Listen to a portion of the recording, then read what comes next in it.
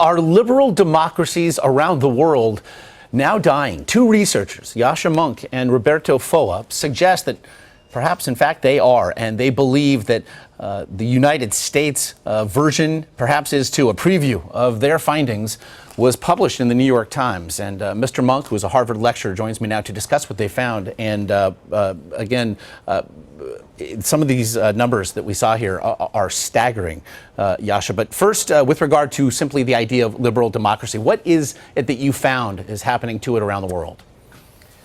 For many years, political scientists have simply assumed that liberal democracy in countries like the United States, in Germany, in France, and the sort of blue chip countries is stable. That once democracy has become what they call the only game in town, once everybody sort of agrees that this is the way we govern ourselves, we really don't have to worry about it anymore. And what we found over the last 15, 20 years is that it no longer looks like democracy is the only game in town in the way it once was. That a lot of citizens of democratic countries are less satisfied with democracy, that they give less importance to living in a democracy, that they're more open to authoritarian alternatives to democracy, including extreme ones like military rule. And most importantly, there's more and more parties and politicians and movements gaining power, gaining office, gaining influence, who violate democratic norms in very extreme ways. And this is a part of the democratic deconsolidation, I know, that you found. And here's one of those numbers that really seems striking. Among Americans born in 1980 or later, commonly referred to as millennials, you found that fewer than 1/3 of them say that it is essential for them to live in a democracy. Yeah, absolutely. So when you look at people born in the 1930s, 1940s, over 2/3 say, look, it's absolutely crucial to me to live in a democracy. And now among younger people, it's rapidly gone down.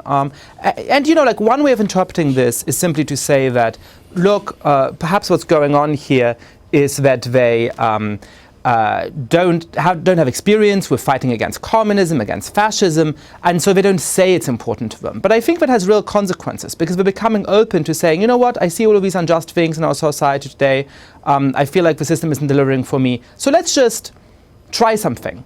Let's just see what happens. Let's elect some extreme people and perhaps they'll somehow fix it. And I think that's a very dangerous moment for our liberal democracy. And certainly, again, could be seen as one way to look at the election just passed here in this country. And you mentioned authoritarian rule. In fact, 1 in 6 Americans, you found, think that military rule would be either a good or a very good thing here in the U.S. if it was believed the government was essentially failing at its job. And again, that's a sentiment particularly strong among young people. How concerning. I mean, 19% of millennials, in fact, agreed that it would be illegitimate for this to happen, which suggests that some 81% might see this to be okay. Yeah, and the really worrying trend here is over time, that 20 years ago it was only 1 in 16 Americans who believed that, and now it's grown to 1 in 6 over 20 years. When you only look at young and affluent Americans, it used to be, again, 6%, and now it's gone up to 36%, a 6-fold increase over 20 years. So this is very concerning, but you know, it's also important to go beyond the data, right? The data here in a very striking way confirms something that we should know anyway. We see the anger at our political system. We see that people feel that our institutions are doing a terrible job. We see that they're less enthusiastic about engaging in formal politics. And it's this larger picture that really has me worried. You know, political systems in the past have been stable for a long time, and then conditions changed and suddenly they vanished from the earth. Or we're talking about divine right monarchy or certain kind of self-governing republics in the Middle Ages. And we may be seeing something similar playing out here. All through the history of democratic stability, we've seen this very rapid increase in the living standards from one generation to the next. In the United States, for example, it doubled from 1935 to 1960. It doubled again from 1960 to 1985.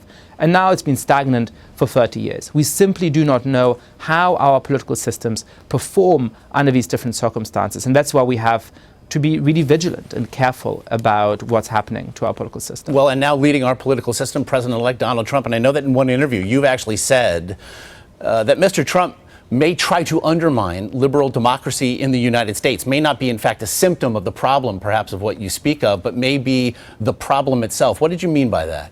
I think he's both. He's a symptom of the larger disenchantment of democracy, and he may very well undermine our institutions. Look, the Constitution can't defend itself. And political systems only work when all of the people who matter in it have some amount of buy-in, when they care about making it work.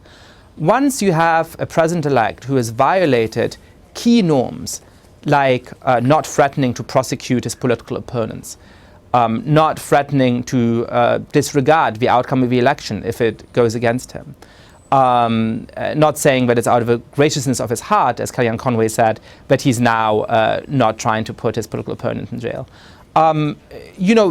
Without those things, it's really difficult for a system to work. And we'll see what happens over the next years. I think there's a real risk that Donald Trump will try to undermine the neutrality of key state institutions, whether it's the Department of Justice, whether it's the Internal Revenue Service, whether it's regulators who might harm some of his political opponents like Jeff Bezos, the owner of the Washington Post. I also think there's a real risk that when it comes to a confrontation, when the Supreme Court, for example, strikes down a key part of Trump's agenda, he will simply disregard it or try to pack the court or give a press conference and say, you know what, I'm going to do it anyway. And if that happens, it's incumbent on all of us who care about the Constitution, who care about liberal democracy, including people in his own party, to draw a clear line and stand up against that. Because it's only if we can get that consensus back, if we can make democracy the only game in town again, that our system will be safe in the long run. Now, at least one political scientist, Yascha, has argued that your data perhaps is not worrying as it is believed to be. Ronald Engelhardt spoke to the fact that perhaps this is just specifically an American issue, that dysfunction in our government is really what it is you are speaking of. To that rebuttal, you say what? So I think Ronald Engelhardt is also quite worried about what's going on. He does have a very helpful critique of our first paper that shows that it's mostly based on the United States at that moment. That's why in the forthcoming paper, which was the subject of this New York Times article, we present quite a lot of evidence that the same thing is going on across the universe of established democracies. So whenever you look at those countries that were supposed to be most safe, most stable, you see this growing disenchantment of democracy. That's true not only in the United States, but in Great Britain, in France, in Germany, in New Zealand, in a whole bunch of countries around the world. It is a fascinating study, Yascha Mounk, and we do thank you and Mr. Foa for it, and we thank you for your time this morning. Thank you so much.